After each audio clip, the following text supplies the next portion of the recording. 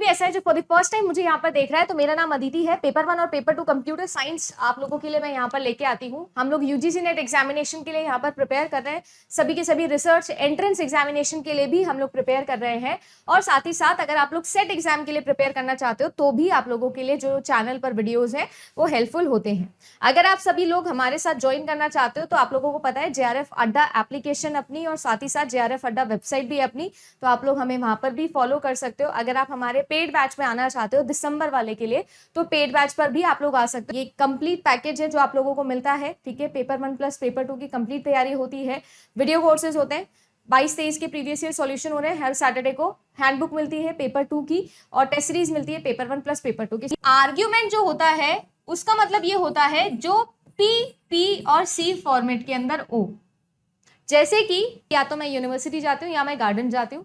आज मैं जो है वो गार्डन गई थी, तो इसका मतलब आपने अपने आप अपने लॉजिक्स अप्लाई किए और कंक्लूजन निकाल लिया कि इसका मतलब आप क्या गए थे, आप यूनिवर्सिटी नहीं गए थे मैम, गार्डन गए थे, क्योंकि आप 2 ही जगह जाते थे, ठीक है। तो ये जो आप लोगों के सामने मैंने एक एग्जाम्पल लिखा, अगर इसे हम लोग देखें तो आपके पास में ये पीपीसी फॉर्मेट है, ये प्रेमाइसेस हैं, प्रेमाइसेस आपके पास में, और ये आपने उनसे एक कंक्लूजन निकाला। मैम जरूरी है क्या एक ही कंक्लूजन निकाले? नहीं, आप एक से ज्यादा कंक्लूजन भी निकाल सकते हो। फॉर्मेट की बात हो रही है। आर्ग्यूमेंट के 2 मेजर प्रकार होते हैं, टाइप होते हैं, एक जिन्हें हम कहते हैं डिडक्टिव आर्ग्यूमेंट और एक जिन्हें हम कहते हैं इंडक्टिव आर्ग्यूमेंट। डिडक्टिव और इंडक्टिव का मतलब क्या होता है? जब हमारे पास में एक यूनिवर्सल फैक्ट है, उस यूनिवर्सल फैक्ट के बिहाफ पर जब हम एक पर्टिकुलर केस के अंदर उस फैक्ट को अप्लाई करके नॉलेज लेते हैं, तब हम उसे कहते हैं नॉलेज को डिड्यूस करना या डिडक्टिव रीजनिंग का इस्तेमाल करना।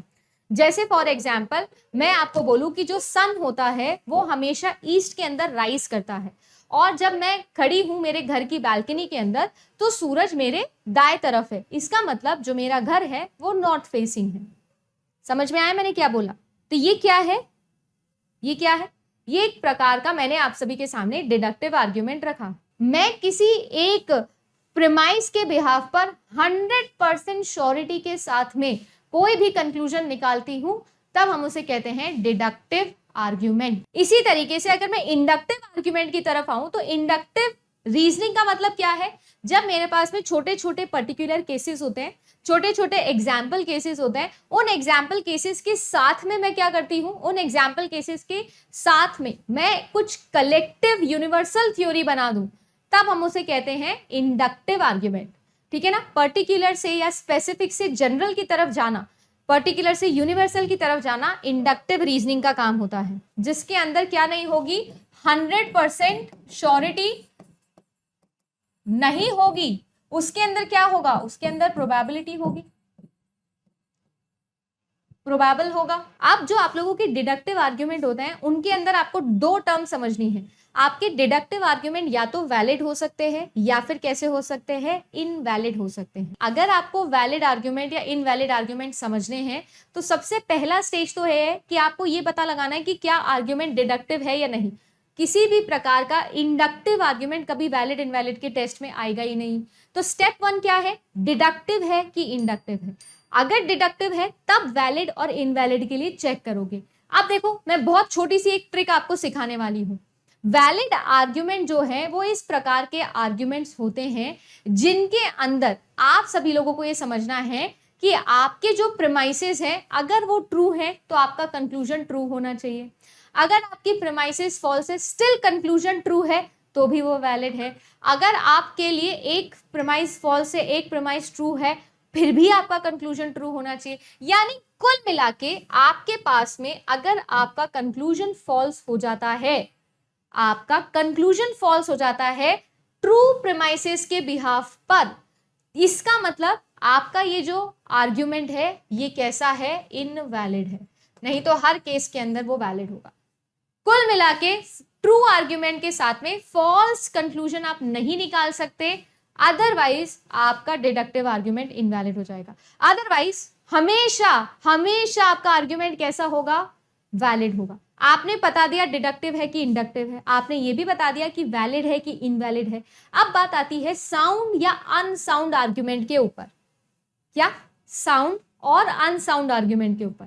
देखो आप लोगों के लिए जो डिडक्टिव आर्ग्यूमेंट्स हैं उन्हीं के लिए साउंडनेस और अनसाउंडनेस यूज होती है।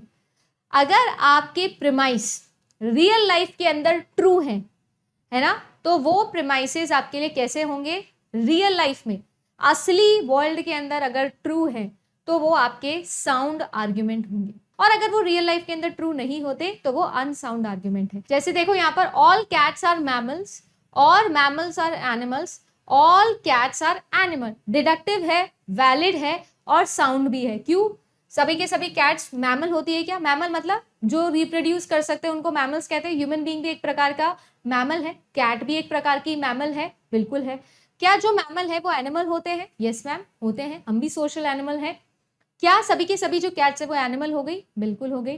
रियल लाइफ के अंदर भी प्रीमाइज ट्रू है, इसका मतलब साउंड आर्ग्यूमेंट है। अब जो आपके इंडक्टिव आर्ग्यूमेंट है, जैसे वहां वैलिड इनवैलिड हुआ, इंडक्टिव आर्ग्यूमेंट के अंदर स्ट्रॉन्ग और वीक आर्ग्यूमेंट आपके लिए होते हैं। स्ट्रॉन्ग और वीक आर्ग्यूमेंट। स्ट्रॉन्ग आर्ग्यूमेंट का मतलब ये है, अगर प्रीमाइज ट्रू है तो कंक्लूजन को भी ट्रू होना है, अगर प्रीमाइज फॉल्स है और कंक्लूजन ट्रू है तब भी स्ट्रॉन्ग आर्ग्यूमेंट है। अगर कंक्लूजन जो है वो आपका फॉल्स हो जाता है प्रीमाइसिस के ट्रू होते हुए, यानी कि वो क्या हो गया है, वीक आर्ग्यूमेंट हो गया है। मैम ये तो बिल्कुल सेम वैलिड और इनवैलिड जैसा है। बिल्कुल सही जवाब, 7 करोड़ मिल चुके हैं आपको इस जवाब के। केबीसी में पूछा जाएगा तो 7 करोड़ जीत के आओगे। जो सारे रूल डिडक्टिव आर्ग्यूमेंट के अंदर वैलिड और इनवैलिड में फॉलो होते हैं, सेम वही चीज इंडक्टिव आर्ग्यूमेंट में स्ट्रॉन्ग और वीक में फॉलो होते हैं। Most birds can fly, Tweety is a bird, therefore Tweety can probably fly. नाम से समझ में आ रहा होगा, लिखा हुआ है प्रोबेबल, जहां वर्ड आ गया प्रोबेबली उसका क्या मतलब है, इंडक्टिव है। अब ये जो इंडक्टिव आर्ग्यूमेंट है क्या ये ट्रूनेस को फॉलो करता है? जैसे कि देखो, most birds can fly, Tweety is a bird, therefore Tweety can probably fly. हाँ मैम, ट्रू कंक्लूजन के बिहाफ पर आपको ये क्या दे रहा है, ट्रू या ट्रू प्रीमाइसेस के बिहाफ पर ट्रू कंक्लूजन दे रहा है। ठीक है, स्ट्रॉन्ग भी समझ में आ गया। अब जैसे मैंने स्ट्रॉन्ग आर्ग्यूमेंट की बात करी, वीक आर्ग्यूमेंट की बात करी कि बिल्कुल वैलिड और इनवैलिड के नक्शे कदम पे चलता है, सेम चीज साउंडनेस और अनसाउंडनेस के अंदर यहां पर कोजेंट या अनकोजेंट आर्ग्यूमेंट के साथ में होता है। जैसे कि अगर मैं बोलूं कि ये ट्रू हो रियल लाइफ के अंदर कि जो सारी की सारी बर्ड्स है वो फ्लाई कर सकती हैं, ट्वीटी जो है वो एक प्रकार की बर्ड है, तो क्या आपको लगता है कि रियल लाइफ के अंदर ट्रू है? हाँ मैम, मोस्टली जितनी भी बर्ड्स होती है सब फ्लाई कर सकती हैं, और ट्वीटी जो है वो एक तरीके की बर्ड है, आपने ये बोला, तो क्या आप बोल सकते हो कि हाँ मैम ये जो है सारे के सारे कैसे हैं, ट्रू प्रीमाइस है, रियल लाइफ के अंदर भी ट्रू है। तो यहां पर हम साउंड नहीं बोलते, क्या बोल देते हैं, कोजेंट बोल देते हैं। क्या बोल देते हैं, कोजेंट। बिल्कुल सेम डिडक्टिव जैसे समझाया, इसीलिए समय लेके डिडक्टिव समझाया, सारे सेम रूल किसमें फॉलो हो रहे हैं, इंडक्टिव में फॉलो हो रहे हैं। तो डिडक्टिव में वैलिड इनवैलिड, साउंड अनसाउंड होता है, इंडक्टिव के अंदर स्ट्रॉन्ग वीक, कोजेंट अनकोजेंट होता है।